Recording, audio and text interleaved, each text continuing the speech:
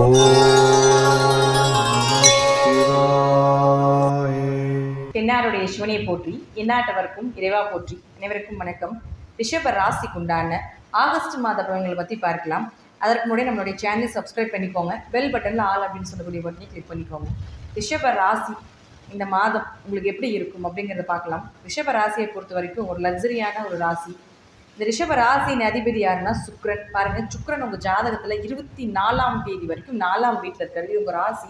உங்கள் ராசியில் இருக்க ராசி அதிபதி நல்லா இருக்கும். ராசியில் என்ன கிரகங்கள் இருந்தாலும் ராசி அதிபதி நல்லா இருந்து விட்டால் அந்த ஜாதகர் ஜெயிப்பார் அப்படிங்கிற அமைப்பு உண்டு. அதே போல் லக்னாதிபதி, இப்போ உங்கள் ராசி அதிபதினு சொல்லக்கூடிய சுக்கிரன் பாருங்க 24ஆம் தேதி வரைக்கும் இங்கே தான் இருக்கார். 24ஆம் தேதிக்கு மேலே கன்னி வீட்டுக்கு வரார், நீசம், கன்னியில் நீசமாகிறார். அப்போ அங்கே யார் இருக்காருன்னு இயற்கையாகவே கேது இருக்குது. அதனால் இந்த சுக்கிரன் கேது சேர்க்கை அப்படிங்கிறது ஒரு சிறப்பில்லாத ஒரு சேர்க்கை. பெண்கள் சம்மந்தப்பட்ட விஷயத்தில், குடும்பம் சார்ந்த விஷயத்தில், கடன் சார்ந்த விஷயத்தில் கொண்டு போய் விடக்கூடிய ஒரு சேர்க்கை இந்த சுக்கிரன் கேது சேர்க்கை. அப்போது உங்களோட பிளானிங் எல்லாமே நீங்கள் என்ன பண்ணிக்கணும் அப்படின்னு பார்த்துட்டிங்கன்னா 24ஆம் தேதிக்குள்ளேயே நீங்கள் பண்ணிக்கணும். ஏன் அப்படின்னா 4ஆம் இடம் அப்படிங்கிறது கேந்திரத்தில் முதல் ஸ்தானமாக நம்ம சொல்லப்படுறோம். அப்போ அந்த இடம் 4ஆம் இடம் அப்படிங்கிறது வீடு, மனை, சொத்து, சுகங்கள், வண்டி, வாகனங்கள், உங்களுடைய நிம்மதி, தாய், இது எல்லாமே 4ஆம் இடம் தான். அப்போது 24ஆம் தேதி வரைக்கும் நீங்கள் என்னெல்லாம் இது சார்ந்த விஷயங்கள் உங்களுக்கு ஏதாவது பெண்டிங் இருக்குது அப்படின்னு நினச்சிங்கன்னா இந்த 24ஆம் தேதிக்குள்ளே இதை நீங்கள் சரி பண்ணிக்கோங்க. 24ஆம் தேதிக்கு மேலே உங்களுக்கு சுக்கிரன் நீச நிலைக்கு வரும் பொழுது உங்களுக்கே என்ன ஆகுனா கொஞ்சம் மைண்டெல்லாம் கொஞ்சம் பிளாக் ஆயிடும். அடுத்து என்ன பண்ணலாம், ரொம்ப குழப்பமாயிடும். ஏன்னா கேதுவோட சேர்றாரு இல்லையா, கொஞ்சம் குழப்பமாயிரும். அதே போல் உங்களுக்கு ஏதாவது ஒரு வழியில் பணம் வர்றது நிற்கிறதுக்கு உண்டான வாய்ப்புகள் உண்டு. ஏன்னா சுக்கிரன் கேது அப்படிங்கிறது தேவையில்லாத பழி பாவங்களை ஏற்றுக்கக்கூடிய ஒரு கிரக சூழ்நிலைகள். ஒரு பெண்களாக இருந்தால் ஆண்கள் ரீதியாகவோ, ஒரு ஆண்களாக இருந்தால் பெண்கள் ரீதியாகவோ ஒரு பழிப்பாவத்தை ஏற்றுக்கக்கூடிய ஒரு அமைப்பை கொடுத்துரும். நீங்கள் தப்பே செய்யலைனாலும் கூட இது அவ்வளோ ஒரு சேஃப்டியான அமைப்பு கிடையாது.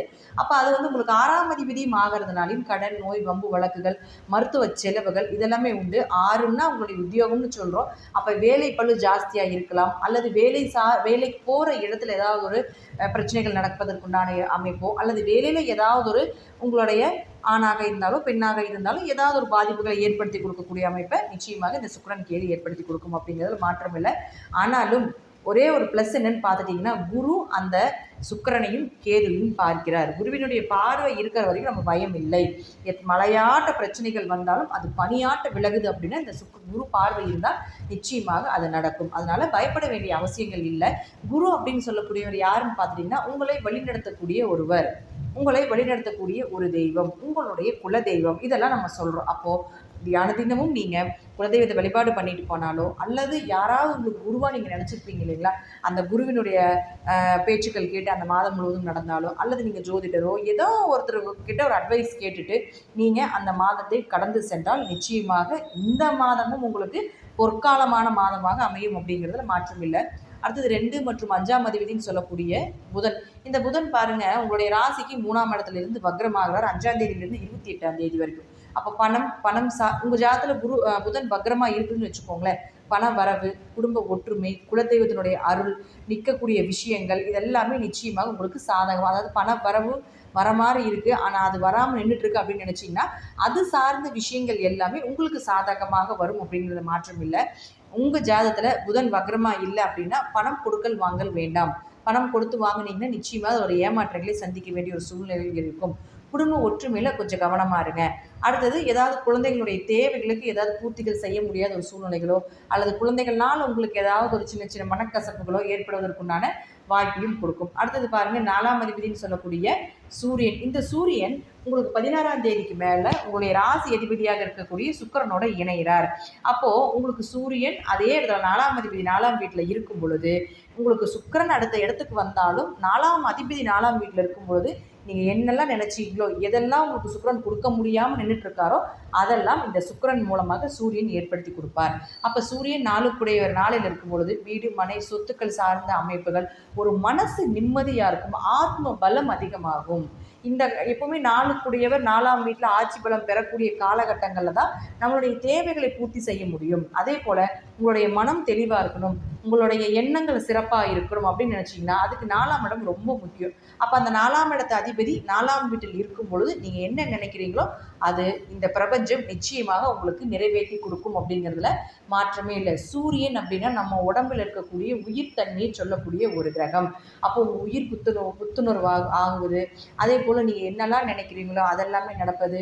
நீங்கள் எங்கே போனாலும் உங்களுக்கு பெயர், புகழ், மதிப்பு, மரியாதை கொடுக்கக்கூடிய ஒரு அமைப்பு. தாய்க்கு உங்களுக்கு ஏதாவது வம்பு வழக்குகள் இருக்குன்னா அதெல்லாமே தீர்த்து வைக்கக்கூடிய ஒரு சூழ்நிலைகள் இதெல்லாமே ஏற்படுத்தி கொடுக்கும் இந்த சூரியன் இந்த மாதத்தில். அதுவும் பாருங்கள் 16ஆம் தேதிக்கு மேலே தான் இதெல்லாமே நடப்பதற்குண்டான வாய்ப்புகள் உண்டு. ஸோ நம்ம உங்களுடைய ராசி அதிபதி நீசமாகிறார், கேதுவோடு இருக்கிறார் அப்படிங்கிறது நமக்கு பயமே வேண்டியதில்லை. ஏன்னா சூரியன் பலமாயிட்டார். அதே போல் குருவினுடைய பார்வையில் சுக்கிரன் போய் இருக்கிறதுனாலையும் நீங்கள் இந்த மாதம் எந்த விஷயமாக இருந்தாலும் தைரியமாக போராடக்கூடிய தன்மையை நிச்சயமாக இந்த கிரகங்கள் ஏற்படுத்தி கொடுக்கும் அப்படிங்கிறதுல மாற்றம் இல்லை. ஆனால் உங்கள் ஜாதகர் புதன் வக்ரமாக இருக்கான்னு பார்த்துக்கோங்க. அதே போல் புதன் வக்ரமாக இருந்தால் பணம் கொடுக்கல் வாங்கல், குடும்பம், உங்களுடைய பேச்சு, உங்களுடைய சொத்துக்கள், உங்களுடைய குழந்தைகள், உங்களுடைய குலதெய்வம் இது சார்ந்த விஷயத்தில் புதன் வக்ரமாக இருந்தால் சக்ஸஸ் கிடைக்கும். புதன் வக்ரமாக இல்லை என்றால் நான் இப்போ சொல்லக்கூடிய விஷயத்தில் கொஞ்சம் கவனமாக இருந்து செயல்படுத்துங்க.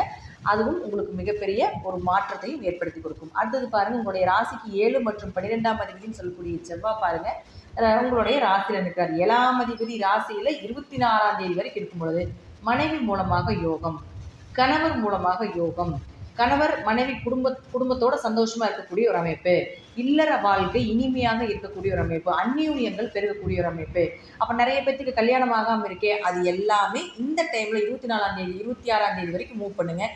நிச்சயமாக திருமண வரன் உங்களுக்கு தேடி வரக்கூடிய ஒரு அமைப்போ, திருமண பாக்கியங்கள் நிச்சயமாக உண்டு. இப்போ நிறைய பேர் பார்ட்னர் போட்டு பிஸ்னஸ் பண்ணலாமா அப்படின்னு நினச்சிட்டிங்கன்னா இதெல்லாமே உங்களுக்கு ஒரு சக்ஸஸாக கொடுக்கக்கூடிய அமைப்பை ஏற்படுத்தி கொடுக்கும் அப்படிங்கிறதுலேயும் மாற்றமே இல்லை. பார்ட்னருக்குள்ளே இருந்து வந்த ஒரு மனக்கசப்புகள் கூட உங்களுக்கு விலகி ஒரு நல்ல சுமூகமான வாழ்வு, நல்ல சுமூகமான ஒரு தொழில் அப்படிங்கிறது அமையும் அப்படிங்கிறதுலையும் நம்ம தெரிஞ்சுக்கலாம். 12ஆம் அதிபதி யார் உங்களுக்கு செவ்வாய் யாருன்னா உங்களுக்கு 12ஆம் அதிபதி அவர் ராசியிலே இருக்கார். அலைச்சல் ரொம்ப ஜாஸ்தியாக இருக்கும். எங்கே போகிறோம், எதுக்கு போகிறோம், என்ன செய்கிறோம், ஏன் செய்கிறோம் அப்படின்னே சொல்ல முடியாத அளவுக்கு அலைச்சல், ரொம்ப பயணங்கள் அதிகமாக இருக்கிறது. இதெல்லாமே இந்த மாதம் 24ஆம் தேதி 26ஆம் தேதி வரைக்கும் இருக்கும் அப்படிங்கிறதுலையும் மாற்றமே இல்லை. அடுத்தது உங்களுக்கு குரு இருக்காரு இல்லைங்களா, குரு லாபஸ்தானாதிபதி இல்லையா.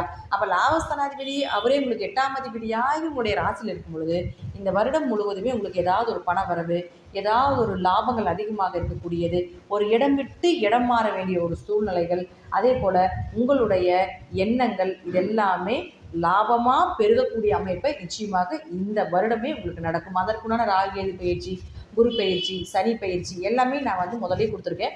அதையும் நீங்கள் பார்த்து பயன்பெறலாம். இந்த மாதம் ரிஷபம் அப்படின்னு எடுத்துட்டிங்கன்னா ஒரே ஒரு மைனஸ் தான். பெண்களாக இருந்தால் ஆண்கள்கிட்டையும், ஆண்களாக இருந்தால் பெண்கள்கிட்டையும் கவனமாக இருங்க. 2வது கடன் சார்ந்த விஷயத்தில் கொஞ்சம் கவனமாக இருங்க. வேலை பளுக்கள் கொஞ்சம் ஜாஸ்தியாக இருக்கிறதுக்கு வாய்ப்புகள் உண்டு. ஆனாலும் ஜாக்பாட் அடிக்கக்கூடிய மாதமாகவும் இந்த மாதம் ரிஷபராசிக்கு உண்டு அப்படிங்கிறத தெரிஞ்சுக்கலாம். ராசி அதிபதி நீசமானாலும் ஒரு குரு பார்வை இருக்கும் பொழுது யாராவது ஒருத்தர்கிட்ட எந்த விஷயம் செய்தாலும் ஒரு ஐடியா கேட்டுட்டு செய்யுங்க. அதற்குண்டான அந்த ஐடியா கேட்டு நீங்கள் செய்யும் பொழுது நீங்கள் தான் செய்கிறீங்க, உங்களுடைய ஐடியா தான் அங்கே நீங்கள் ப்ரொசீட் பண்ண போகிறீங்க, உங்களுடைய விஷயங்கள் நீங்கள் அங்கே செய்ய போகிறீங்க. ஆனால் இன்னொருத்தர்கிட்ட கேட்டுட்டு நீங்கள் செய்யும் பொழுது அந்த தோஷம் அந்த கணமே உங்களுக்கு நிவர்த்தியாகும் அப்படிங்கிறதுல மாற்றம் கிடையாது. வாழ்த்துக்கள். இதெல்லாமே உங்கள் ஜாதகத்தில் தசாபுத்திப்படி நான் சொல்லக்கூடிய கருத்துக்கள் சிறிது மாறுபடலாம். நன்றி. மீண்டும் ஒரு நல்ல பதிவில் சந்திக்கலாம். திருச்சிற்றம்பலம், தில்லையம்பலம், ஸ்ரீ நரசிம்ம திருவடிகளே சரணம்.